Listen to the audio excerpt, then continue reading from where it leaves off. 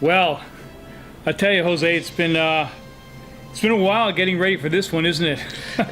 Actually, it's been almost around a calendar year since we last did our CGC episode. That's for sure. And as I was about to say, as you guys can tell, that's a graded book, a slab book, and it's been about a year since we did a CGC episode, and the reason being is how long did these take to come back? Well, I mean, the kind of joke that I kind of coined is like, I mean, when you're going the regular slow boat kind of service level here, it almost takes as long as a human being to come into this world, i.e. 9 months, and it gets to get your books back.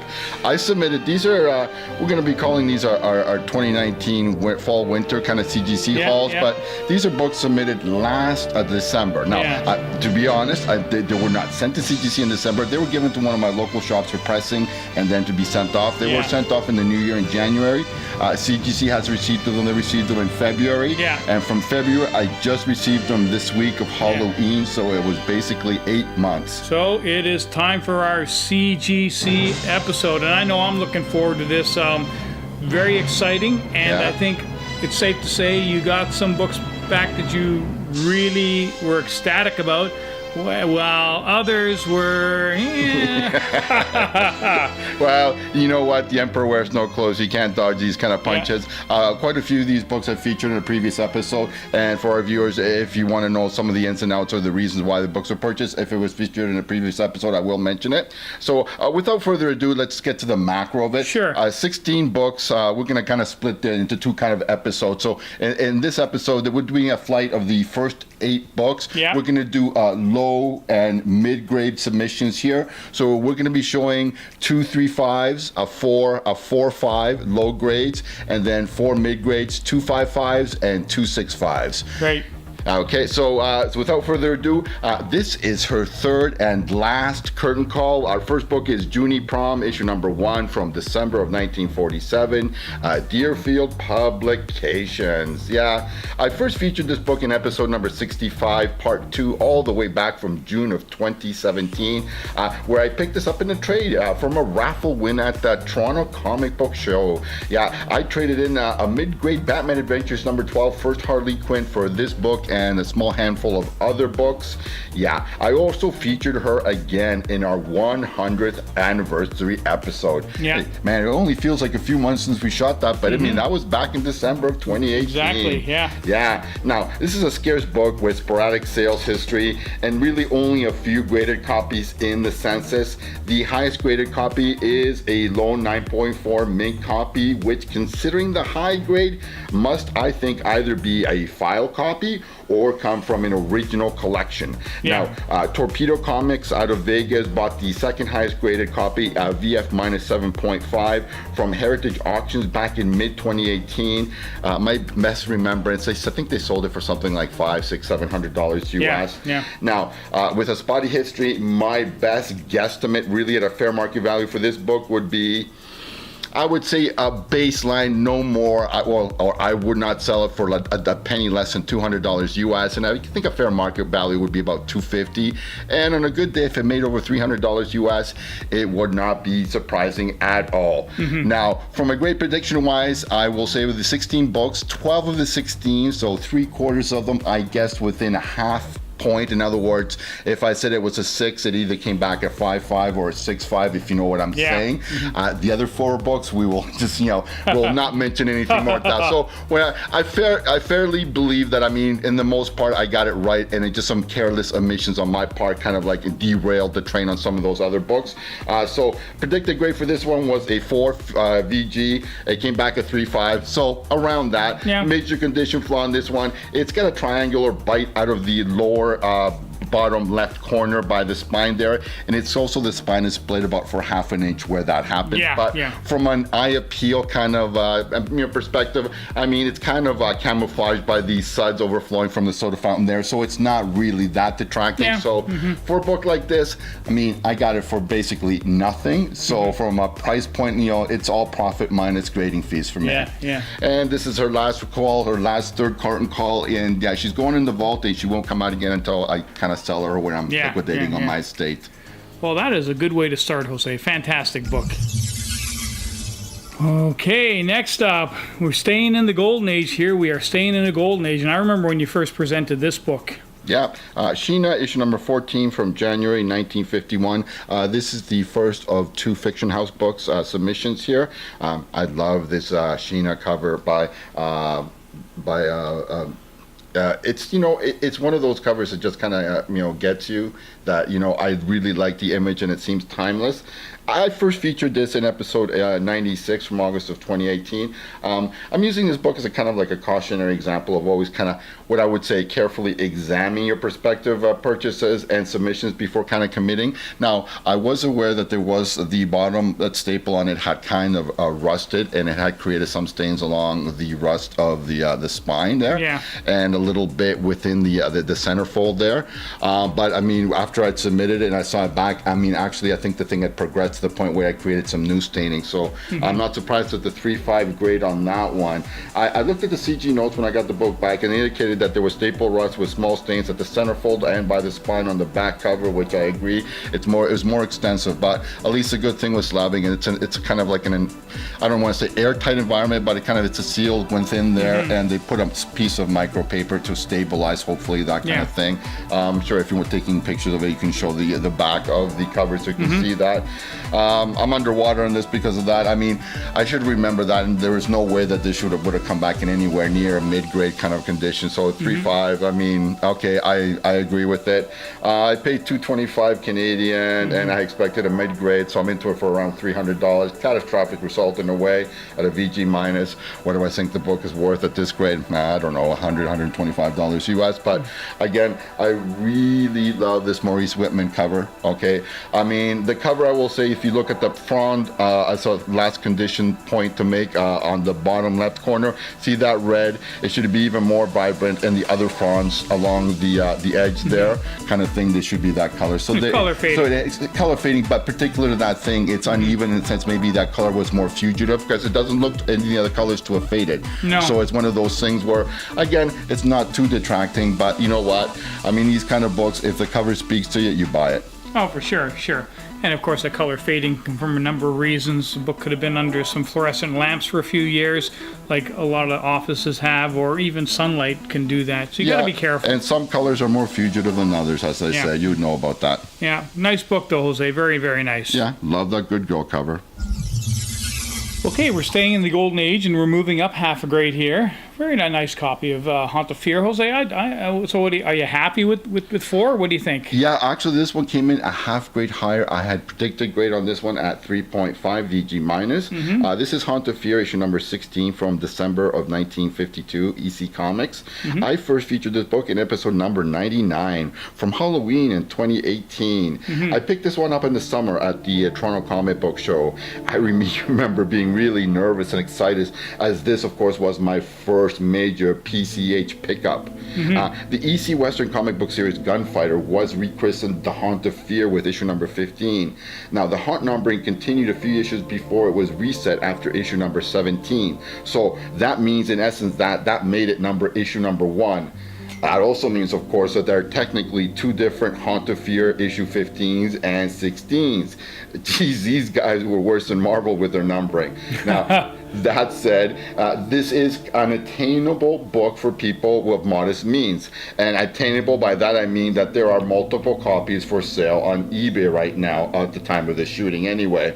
A whole 7 options from a 3.5 VG minus at $299 US, all the way up to a near mint 9.4 copy with a buy it now option at $1,680 US. Cheap. Now, we're getting custom into this book. I paid $200, so I'm factoring in, I paid about $1,000 for 16 books. I'm factoring it's something more than 60, but less than 65, so I'm rounding it down to about $60 Canadian. Slabbing costs. Slabbing costs, so about that translates all in $200 US. Again, this is one that doesn't have that many books in the census. It's a sparse population. It's only 74 universal blue graded label ones, and there's only one VG4 4.0 copy. So again, I mean, it's almost like it's on take it on a case by case basis. But again, my fair guesstimate of a ceiling for this thing would be something above 300 and a bottom at something around 200. So not that big of a range, but again, would I sell it for under 200? No. And could I easily see it getting $300 to $400? Sure, I could. Sure. I mean, when you think about it, at $50 a point or half point, every 0.5, that's 200. If you do it at 75, that's 300. Yeah. So something around that, I feel, is somewhat the fair market value for this book. Again, an EC book. I am very glad to have it in my collection. Yeah.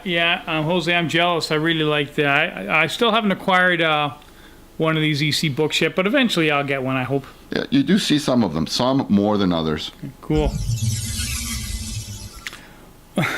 Okay, so I know you weren't exactly happy with the grade that this one came back at. In fact, I think you were actually walking a bit funny. Oh man, it's almost like a double tap there, man. Those CGC dudes, they kicked me in the shins not once but twice, man.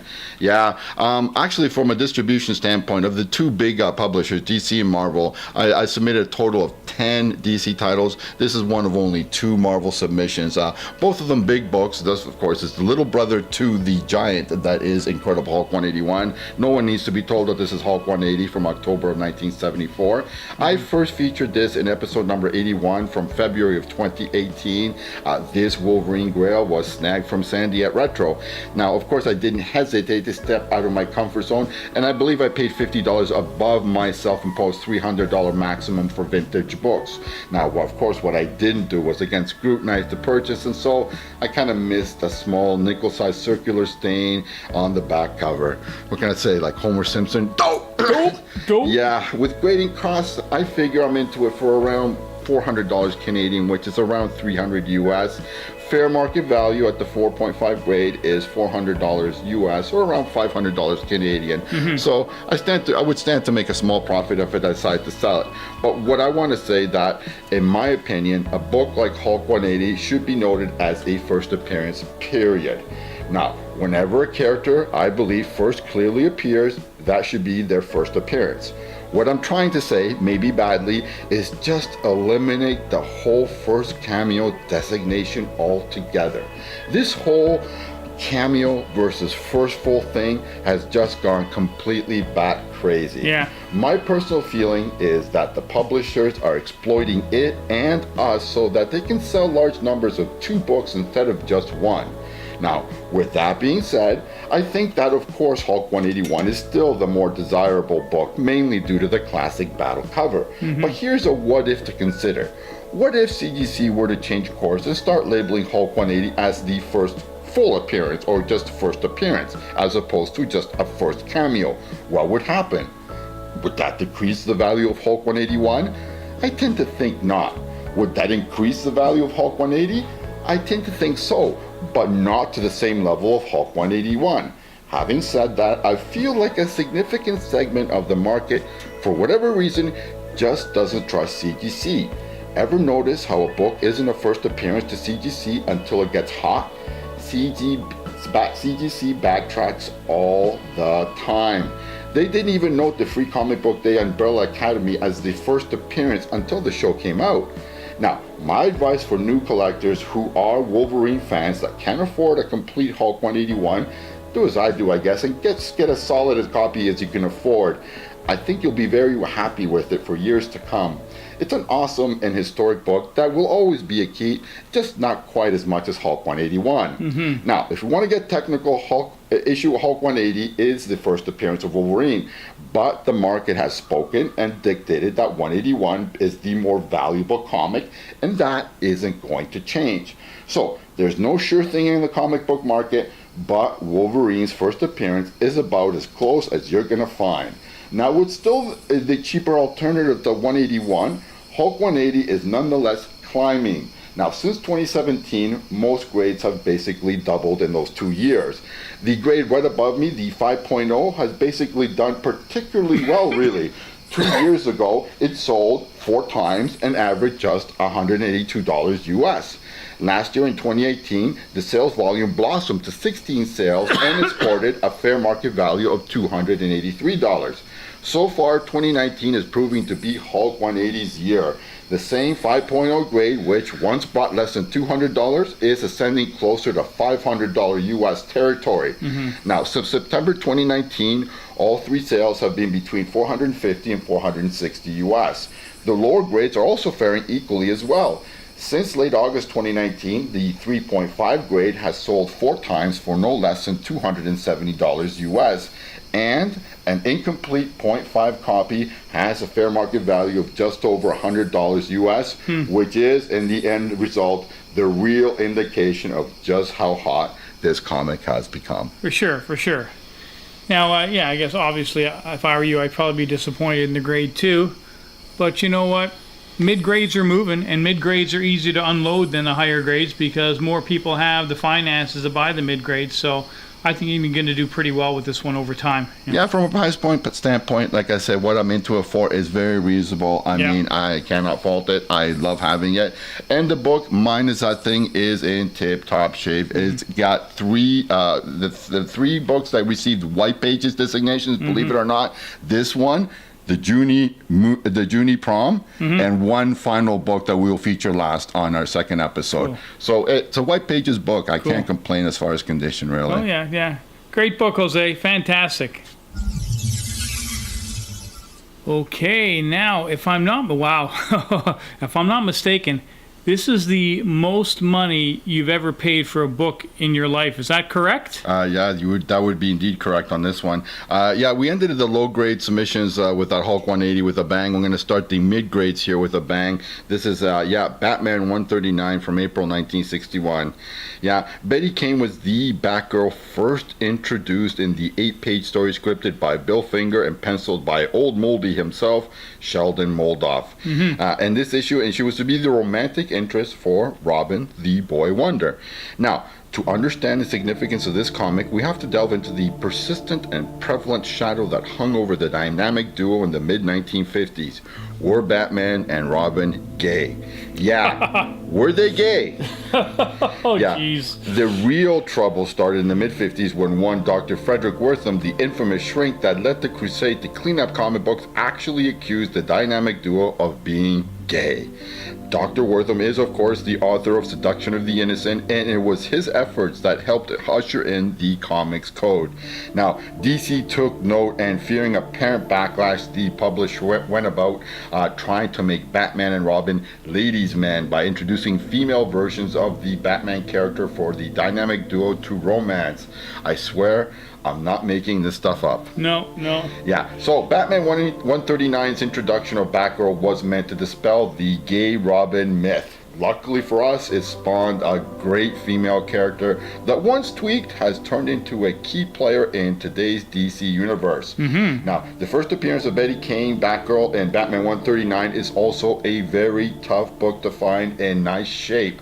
The CGC census shows only 9 copies graded at a 9.0 or better, while the first Barbara Gordon Batgirl in Detective 359 is comparatively plentiful at 84 copies graded at a 9.0 or better. Yeah. From my personal standpoint, I'll take the Batgirl issue that gives me the real scarcity of grade.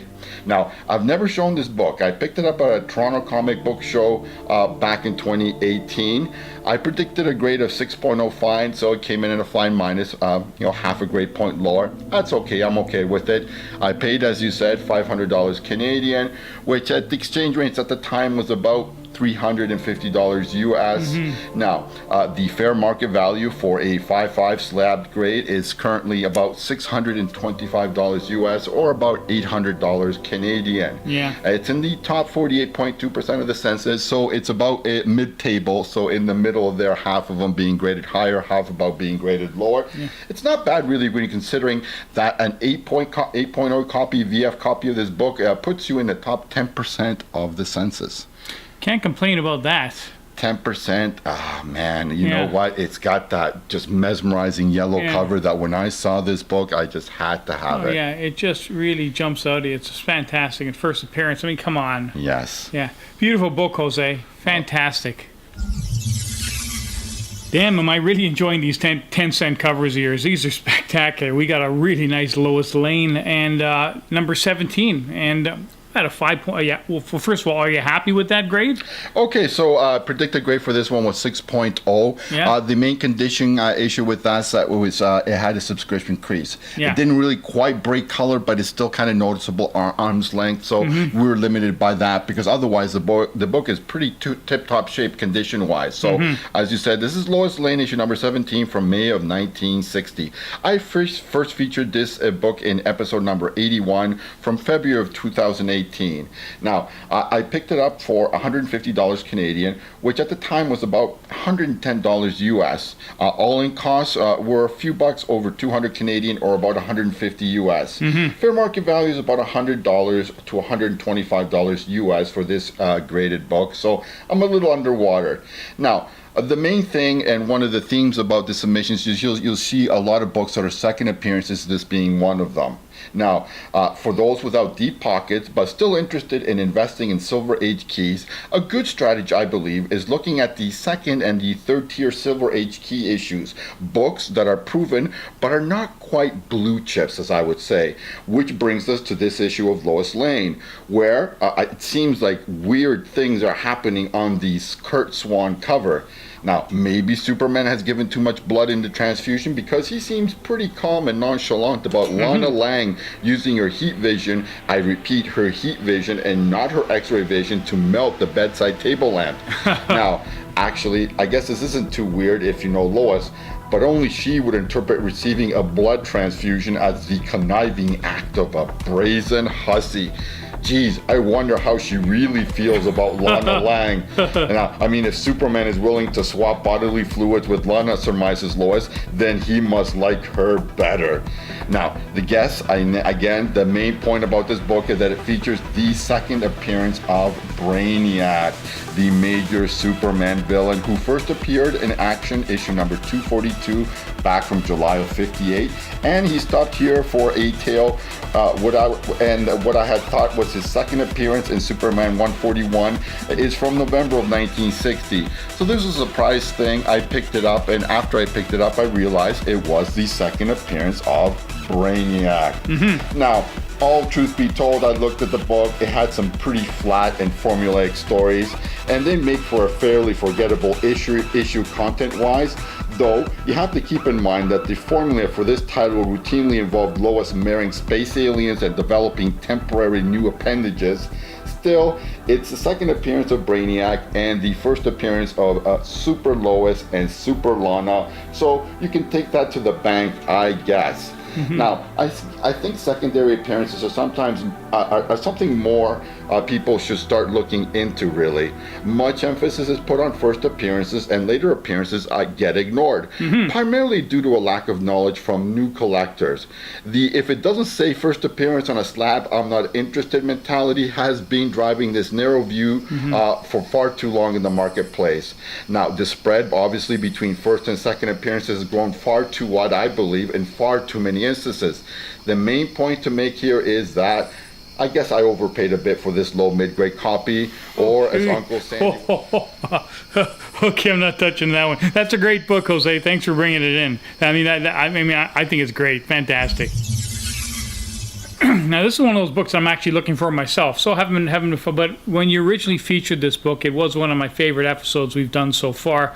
I absolutely love it, and for a 60-year-old book, wow, 6.5? I don't know about you, but I don't have a problem with that. No, I don't have a problem with that myself. So this is the second appearance in a row. This is Lady Blackhawk, issue number 140 from February of 1959. Now, this book has sporadic sales history. Now, as the Overstreet Price Guide has not yet broken out this issue from the surrounding issues price-wise, so that creates a buying opportunity for the savvy, knowledgeable collector who, I guess, realizes with the help of the cover saying that this is the return of Lady Blackhawk, that this is indeed her second appearance. Nice. Now, let me start also by this segment by saying that with an obvious observation. There are not many titles deader than Blackhawk. We're talking here Lois Lane, Jimmy Olsen territory, kind of like world's finest for a large degree. These are not a list in demand kind of series.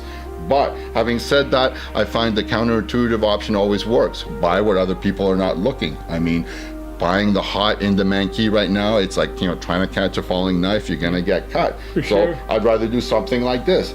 Basically, 2 years ago, I started cherry picking great covers going back to the mid-50s and running into the late 60s of the Blackhawk title. Now, the best place to find this book is at those really good Comic Cons. The ones that have the dealers that carry lots of bins of silver and Bronze Age books. The odds are that the Blackhawk bins, if they bother to bring them, will have dust on them. You could probably haggle the guy down quite a bit on this book. Now, the way I see it here, there's no director with a better track record over the last 45 years or so than Steven Spielberg. The upside for this book is a positive change in market sentiment. When Spielberg movie drops, if Lady Blackhawk is a part of the cast, you can make sure that this book will pop. Of course, the first appearance will pop more, but like I said, buying a first appearance of this book has already popped. I kind of missed a mid-grade copy, a 5.5 copy that I saw at Toronto Comic Book Show that was priced at $5.50, but what are you going to do? You can't buy them all. Yeah. Now, the possibility of a change in market sentiment is not, of course, a given, but with this being said, it would potentially offer the best opportunity to sell this book for a nice profit. If it doesn't go up then, it's probably never going to go up. Now, I first featured this book in episode number 80. That was the Fan Days Comic Con back from January of 2018. I picked up this cherry from Wes Hagen and the boys at Hagen Land for the small amount of $30 Canadian. Well, you can't go wrong there. Next to the Junie Prom, which I basically traded and got for free, this is by far the least expensive book that I submitted. Peanuts, really. Again, I predicted a grade of 6.0. There's only 10 copies currently on the census. So, again, it comes down to what is this book? What is the fair market value? Again, right now, currently, I would say if you're being mean and conservative, $150 to $200 would not be out of the question. And like I said, when the Spielberg movie drops, in 3 or 4 years, and Lady Blackhawk, if she is a part of the cast, you will see this get nice kind of parabolic kind of returns on that, should you be willing to sell then. Some books, there is a time to sell, and that could be a time, but I just don't want to part with her. She's so cute. Oh, it's great. Yeah. The only condition flaw I say is on the word balloon for the dude there, over the G and trying, there's a small pinhole tear. Otherwise, it's a pretty tip-top shaped book. 60-year-old book and you got a 6.5. That's all right with me. Half a grade higher, could not be happier. Nice. And the Golden Age Parade continues with a real nice copy. What's that, Jumbo number 80? Yeah, Jumbo Comics number 80 from October of 1945. Yes, this sports a spectacular cover by the talented Joe Doolin, one of my favorite cover artists for Fiction House. My definition of timeless, the way that Sheena is depicted on this cover is timeless. You look at her image, the way she's drawn, she could have been drawn in the 40s, in the 60s, in the 90s, and in the new millennium, and she would not look out of place. Timeless cover of Sheena. I really love it. For sure. What can I say about this? This book I first featured at the Toronto Comic Con episode back in April of 2018, episode number 85. I paid $65 Canadian. I believe I purchased this from Harley Yee, that veteran Michigan dealer. Predicted grade was a 6.0. Fair market value for a 6.5 copy is about $125 to $175 US. So again, I could stand to make a small profit, but when you have a cover this nice by one of my favorite Fiction House artists, Joe Doolin, she goes in the vault and she doesn't come out. Oh, for sure. Yeah, there's nothing wrong with that. Yeah. So I'm sorry again. You said you're okay with the grade, the 6.5. You're good Yes, with it. I predicted a grade of 6.0, and it came back a half grade higher. Nice. So yeah, 2.55s, 2.65s. Yes, these are the mid grades, and like I said, half a grade higher, half a grade lower. When I missed big, but otherwise, 12 of the 16 books I got within half a grade. So again, this was a happy surprise on the upside. Fantastic, Jose. Fantastic.